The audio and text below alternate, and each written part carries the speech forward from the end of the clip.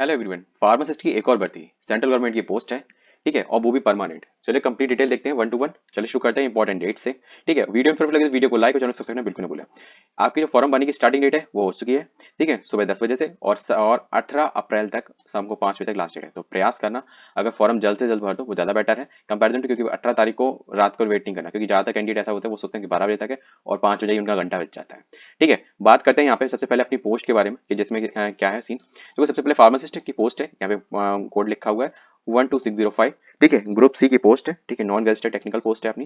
ठीक है, और ये वही ग्रेड पे है जो कि लेवल 5 वाला चल रहा है 29,200। वैसे अभी एक इंटीमेशन आया हुआ है जिससे कि एक प्रपोजल गया है जिससे यही हो जाएगा लेवल 7, जो कि हो जाएगा 4600 ग्रेड पे। ठीक है, तो वो काफी मतलब 4600 ग्रेड पे हो जाएगा, लेवल 7 हो जाएगा, तो काफी डिफरेंस आ जाएगा।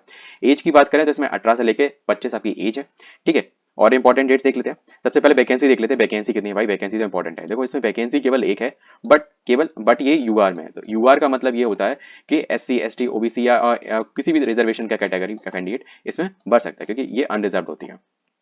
ठीक है, बात करते हैं यहाँ पे देख सकते हैं ये जैसे सारी रिजर्वेशन। हाँ, पहले मैं बता दूं, अगर जैसे कोई भी पोस्ट अगर रिजर्वेशन की है तो आपको जो रिजर्वेशन सर्टिफिकेट लगेगा वो सेंट्रल वाला लगेगा। फिलहाल इसमें है नहीं, तो जैसे कि आप अगर कोई भी कैंडिडेट इसमें भरेगा तो एज यूआर तो उसको कोई सर्टिफिकेट को रिप्रेजेंट करने की जरूरत ही नहीं पड़ेगी। ठीक है, बट एक चीज ध्यान रख लेना, वो कंडीशन आपकी फॉलो अप होनी चाहिए, तभी आप ये भर सकते हो। सबसे पहले हम देख लेते हैं इसके एसेंशियल क्वालिफिकेशन के बारे में। देखो 10+2 चाहिए, ऑब्वियस सी बात है, डिप्लोमा चाहिए प्लस 3 मंथ का ट्रेनिंग।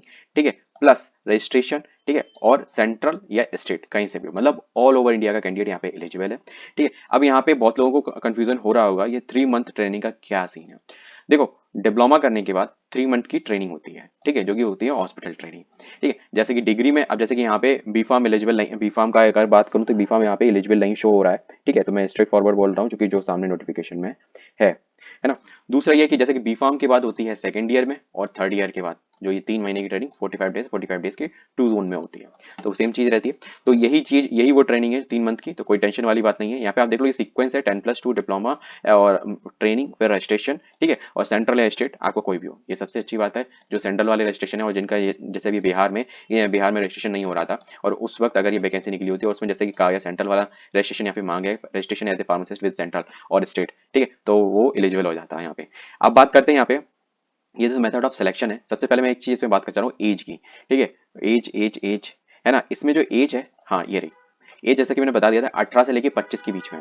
ठीक है, तो ध्यान रखना एज बड़ी इंपॉर्टेंट है, और इसमें किसी तरह का अनरिजर्व में पोस्ट है तो किसी भी तरीके का रिजर्वेशन नहीं मिला था। फॉर एग्जाम्पल मान के चलते हैं आप ऐसी कैटेगरी में हैं, है ना, तो फिर आप सोचे कि आपको रिजर्वेशन मिल जाए एज का 5 साल का। ठीक है, तो 5 साल का 1 साल का भी नहीं मिलेगा, किसी भी से हो, किसी भी कैटेगरी से बिलोंग करते हो, क्योंकि पोस्ट जो है ना वो अनरिजर्व की आप क्लेम कर रहे हो, तो इसमें जो भी कंडीशन है अनरिजर्व वाली वही आपको फॉलो अप करनी पड़ेगी। तो इसलिए मेरे को इसको बताना बहुत इंपॉर्टेंट था। ठीक है, बात करते हैं नेक्स्ट मेथड ऑफ सिलेक्शन की। तो देखो मेथड ऑफ सिलेक्शन बहुत सिंपल है। ठीक है, इजी है अंडरस्टैंडिंग करना, कोई इतना बड़ा तोप नहीं है। ठीक है, सबसे पहले हमें ध्यान रखना चाहिए अपना कोड। ठीक है, पोस्ट कोड 10605, यहाँ पे जैसे कि लिखा हुआ है 123। ठीक है, 134, अब यहाँ पे 10605 ये हमारा पोस्ट कोड। तो जो मेथड ऑफ सिलेक्शन वो हमारा ये होगा। सबसे पहले हम देख लेते हैं इसमें हमारे जो सिलेक्शन के स्टेजेस रहेंगे वो 3 रहेंगे। ठीक है, अब 3 का क्या है, पहला हमारा है प्रीलिम, दूसरा है एडवांस और तीसरा है स्किल टेस्ट। ठीक है, अब बात करते हैं स्टेज 1 में। स्टेज 1 में जैसे कि जो आपका प्रीलिमिनरी टेस्ट होगा वो 1 घंटे का होगा, मतलब 60 मिनट्स का। ठीक है, और स्टेज 2 में जो एडवांस होगा वो 2 घंटे का, मतलब 1 for 1 hour, 2 for 2 hours। ठीक है, we will be conducted in a single session. ठीक है, और as a section A and section B, कहने का मतलब ये है कि ये दोनों स्टेजेस वो चाहें तो विल बी, ठीक है, वो एक ही सेशन में होंगे, मतलब एक ही दिन में होंगे, मे बी कुछ 15-20 मिनट का गैप के अकॉर्डिंग। ठीक है, अब यहाँ पे ये मेंशन लिखा है will be conducted on single session, तो सिंगल सेशन का मतलब यही होता है कि मतलब सेम डे में सेम स्लॉट में। नेक्स्ट बात करते हैं प्रीलिम्स के बारे में। तो जो स्क्रीनिंग एग्जामिनेशन होगा OMR बेस्ड आएगा ये पेपर। ठीक है, हेल्ड टू बी शॉर्टलिस्टेड। ठीक है, the format for the screening shall be common, या फिर ये हो सकता है इंडिविजुअल भी इन सिंगल सेशन। ठीक है, दोनों केसेस हो सकते हैं, 1 to 1 से पता चल जाएगा। ठीक है, discipline and will be given for the following. सबसे पहले आज देख लो यहाँ पे जो क्वेश्चन का 50 मल्टीपल चॉइस क्वेश्चन आएंगे। ठीक है, जिसमें कि 4 ऑप्शन मिलेंगे आपको। ठीक, और यहाँ पे देखते हो मैथमेटिक्स, साइंस और जनरल अवेयरनेस। भाई इसमें तो फार्मा का कोई सेक्शन ही नहीं है, परेशान मत हो, अभी रुक जाओ आगे देख लो। ठीक है, 20 क्वेश्चन मैथ्स के आएंगे, 20 क्वेश्चन साइंस के आएंगे। ये साइंस मतलब जनरल साइंस है। ठीक है, फार्मास्यूटिकल साइंस इससे रिलेटेड नहीं है। ठीक है, general awareness that is to be current affair, है ना। यहाँ पे बात करते हैं, यहाँ पे that is to be 3 marks will be awarded, मतलब 3 नंबर मिलेंगे सही होने पे, और 1 नंबर कटेगा गलत होने पे। मतलब कहने का मतलब ये जो नेगेटिव मार्किंग है आपकी 1/3 होगी, तो सोच समझ के टिक लगाना, क्योंकि क्वेश्चन कम है और निगेटिव मार्किंग बहुत बढ़िया है। ठीक है, यहाँ पे देख लेते हैं कि फॉर जनरल कैटेगरी के लिए 40% मार्क्स लाना कंपलसरी है। ठीक है, और रिजर्व कैटेगरी के लिए 30%। ठीक है, फॉर द स्क्रीनिंग आउट, मतलब स्टेज 1 से लेके स्टेज 2 में आने के लिए। तो अब हम आ गए स्टेज 2 में, तो स्टेज 2 का सीन क्या रहेगा वो भी हम देख लेते हैं।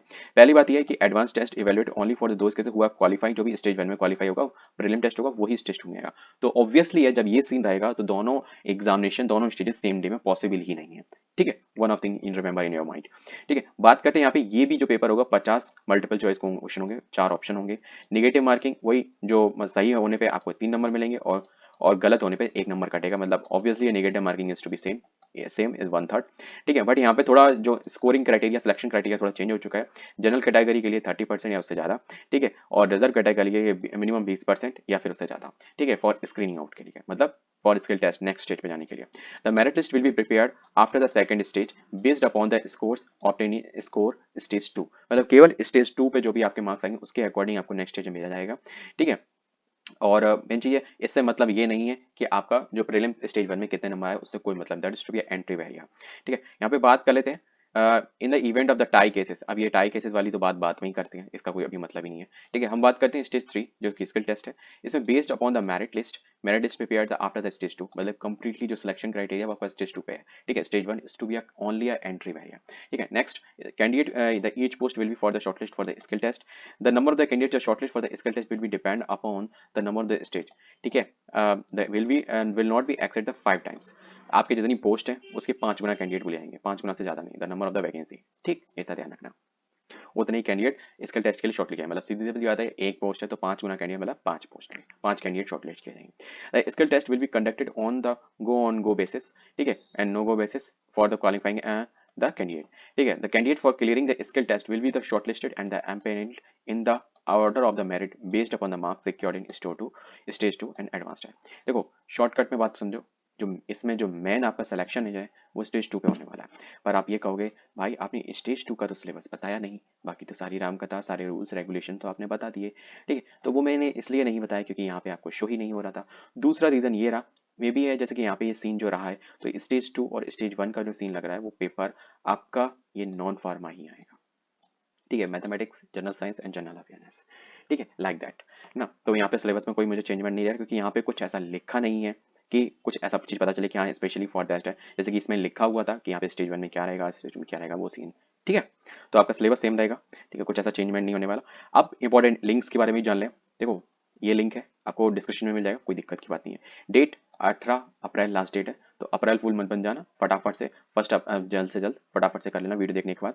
ठीक है, और कुछ डॉक्यूमेंट्स है जो आपको प्रिपेयर करके रख लेना है। मैं आपको एप्लीकेशन की प्रोसेस पूरी बता दूंगा 1 to 1, ताकि आपको कोई दिक्कत ना हो एप्लीकेशन को परफॉर्म करने में। ठीक है, और फिर भी अगर पहले ध्यान रखो कि फॉर्म भरने से पहले ये सारे डॉक्यूमेंट अपने पास इन पर्टिकुलर फॉर्मेट में रख के रख लेना। ठीक है, next, depend upon your post.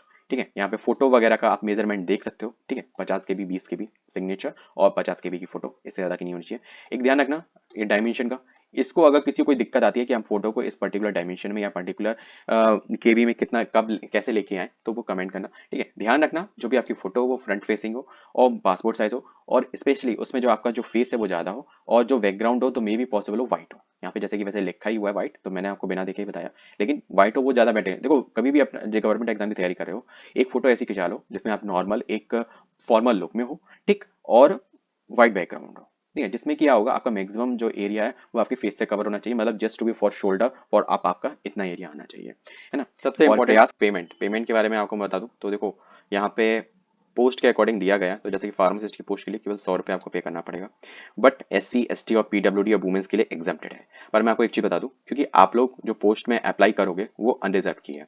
ठीक है, तो जो अनरिजर्व की पोस्ट है तो आपको जो फीस है वो 100 रुपये फीस पे करनी पड़ेगी, तो ये चीज ध्यान रखना। इसमें ना कोई ऑब्लिगेशन होना चाहिए, ना कोई आपका ये रिडीम होंगी बाद में। ठीक है, मतलब ऐसा नहीं है कि आपको रिफंड हो जाए बाद में, तो ऐसा सीन कुछ भी नहीं रहेगा। तो वीडियो में बस इतना ही, अप्लाई लिंक डिस्क्रिप्शन मिल जाएगा, फटाफट से जाओ कर लो। अगर कोई भी कमेंट में अगर कोई भी दिक्कत हो तो कमेंट कर देना। मिलते हैं नेक्स्ट वीडियो में किसी और के साथ। जय हिंद। वीडियो इन्फॉर्मेटिव लगे तो वीडियो को लाइक और चैनल सब्सक्राइब बिल्कुल ना भूलें।